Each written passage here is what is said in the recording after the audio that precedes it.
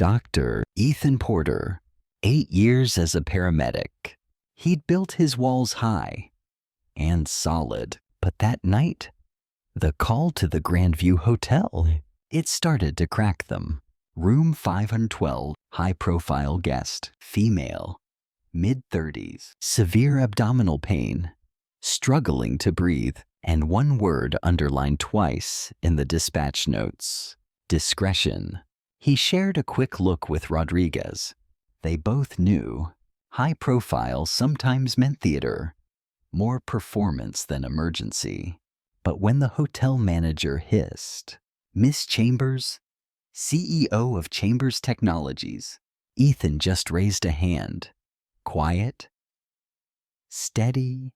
"My only concern is the patient."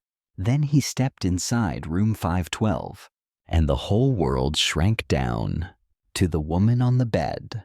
Isabel. Her name slipped out like a broken whisper when she managed to speak at all. Blonde hair, wild against the white sheets. Red silk dress, twisted, clinging, like even the fabric understood panic. One hand pressed hard against her stomach. The other gripped the sheet until her knuckles turned bone white. Her face, pale, glistening with sweat. But those eyes, sharp, alive, and so painfully opened. "Isabel." She breathed again. The word raw. The pain. "It's getting worse. I can't breathe." Ethan dropped to his knees beside her. His hands moved on instinct. Calm. Practiced. Her pulse raced under his fingertips. Skin cold, clammy. Breath short, shallow. Frightened when he pressed gently, low on her right side. A sharp cry ripped out of her. Her whole body jerked away, instinctively protecting the fire inside. "Appendicitis, acute, urgent." "No," she gasped, voice tight with that CEO steel. "Board meeting, investors." "Isabel." His tone cut clean through her protest, gentle but unyielding. "If this ruptures, you could die." The words landed heavy, brutal. True. He watched the mask fracture, saw the powerful woman become just a scared, hurting human being. "Okay," she whispered, almost inaudible. "Okay." As he started the IV, her hand suddenly shot out, fingers wrapping around his wrist, surprisingly strong. Her eyes, wide, shining with tears she refused to let fall, looked straight into him. "Please, just make it fast." "The pain, I can't." Something in her voice, a deep, aching loneliness beneath the fear, slipped past every wall he'd ever built. He laid his other hand over hers, firm, steady, warm. "I've got you, Isabel. I promise you're in good hands." Her words came softer then, morphine beginning to blur the edges. "Do you promise that?" To every patient. He met her gaze, a small, real smile touching his mouth. Only the ones who look like they need to hear it. And in that moment, something fragile, delicate, alive, began to stretch between them. The ambulance ride passed in focused urgency, but he never let go of her hand. He kept her talking, kept her with him. Her small fingers stayed locked in his. A quiet lifeline neither of them expected. No husband, no kids. Parents are gone. Just the company. A soft, bitter laugh escaped her. Pathetic, right? He squeezed her hand tighter. Building something with your own hands isn't pathetic. It's impressive. And in the quiet space between heartbeats, he recognized the same hunger he'd carried himself. For years, at the hospital, he stayed longer than he should have. Rodriguez finally nudged him. Gentle. The CEO will survive. Man. But even walking away, Ethan couldn't shake her. Not just the fear in her eyes, but the loneliness underneath. The way her hand had clung to his, like it was the first real thing she'd touched in years. 3 days later, the hospital called. Isabel Chambers wanted to see him. Off shift. He still drove there. His heart gave one unsteady thud. When he realized how much he wanted to go, she sat on the edge of the bed. No longer silken crisis, just soft sweater, designer jeans, and a face that looked both stronger and somehow more fragile. When he knocked, her whole expression brightened. You came. You asked? How are you feeling? Like someone punched me in the stomach. But alive. Thanks to you. She looked at him. Really looked. The surgeon said if I'd waited 1 more hour. But you didn't? You listened. You let me help. Because you held my hand.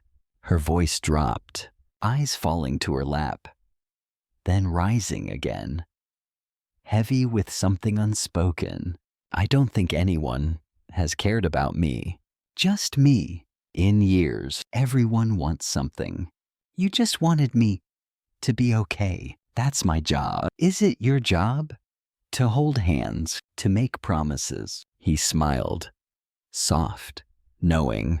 Technically, no, but you looked like you needed it. The air between them thickened, charged. Careful. Can I ask something personal? She nodded toward his forearm. That tattoo. Sophie, your daughter. Yeah. The light of my life.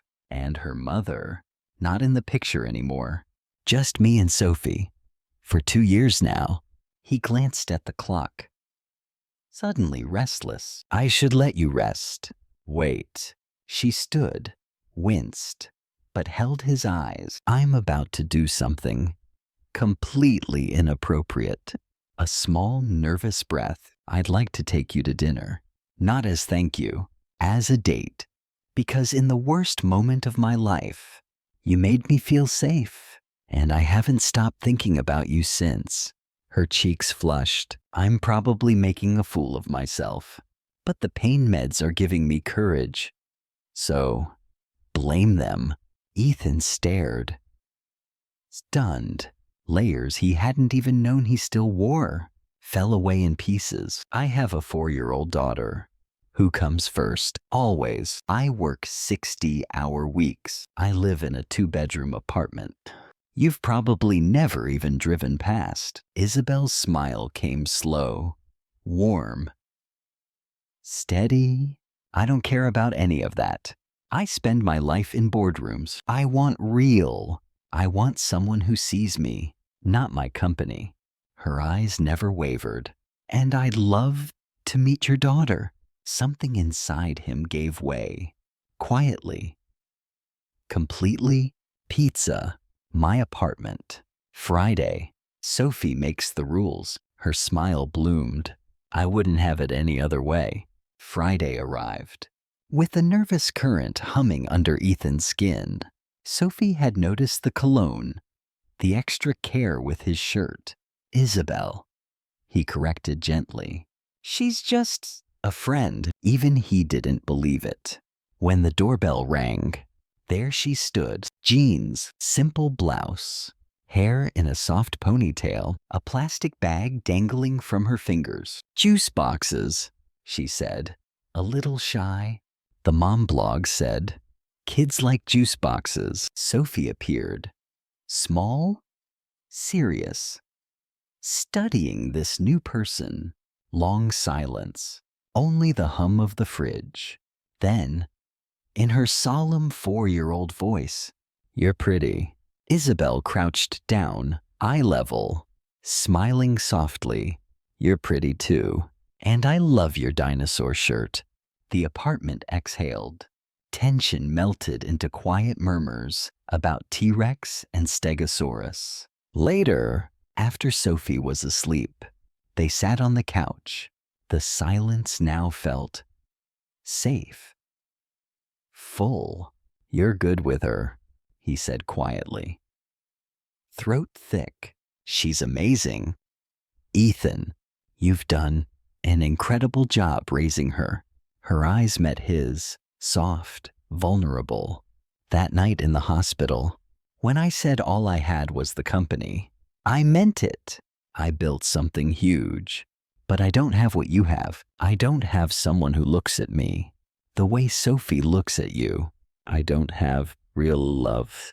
Her voice cracked just a little. "You could have that," he whispered. "I want it.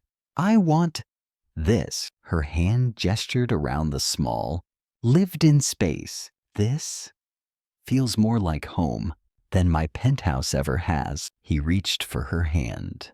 Fingers laced together, slow, deliberate, warm. "Then maybe you're in the right place." She leaned in, so slowly, his breath caught. Her lips brushed his, soft, hesitant, asking, and he answered, not with heat, but with surrender, with the quiet opening of a heart that had been closed far too long. Later, at the doorway, city lights smearing gold behind the glass. Neither of them moved. His hand rested on her arm, light, pleading. Her fingers traced his jaw, feather soft. For one aching heartbeat, he thought she might close the distance again, but she didn't. Her hand fell away, slow, reluctant. A final look, full of everything they weren't ready to say. Then she stepped through the door, leaving the most beautiful kind of emptiness behind. 6 months later, Isabel knelt on the living room floor, helping Sophie glue glitter onto construction paper. She'd hired a COO, stepped back from the 70-hour weeks, discovered life could be lived, not just conquered. Ethan walked in. Sophie ran to him, waving a drawing. 3 stick figures, holding hands. "That's you, me, and Isabel. We're a family." Ethan looked up. His eyes found Isabel's, over Sophie's head. A question, a hope, a whole future. Hanging in the quiet, Isabel's eyes shimmered. She gave the smallest nod. "Yeah, baby," Ethan said, voice rough with feeling, pulling them both close. "We're a family." He held them tight, felt the warmth, the rightness, settled deep into his bones. That night in room 512, she'd been suffocating from pain and from years of emotional starvation. He hadn't just saved her life, he'd held her hand and shown her what a life worth living actually felt like.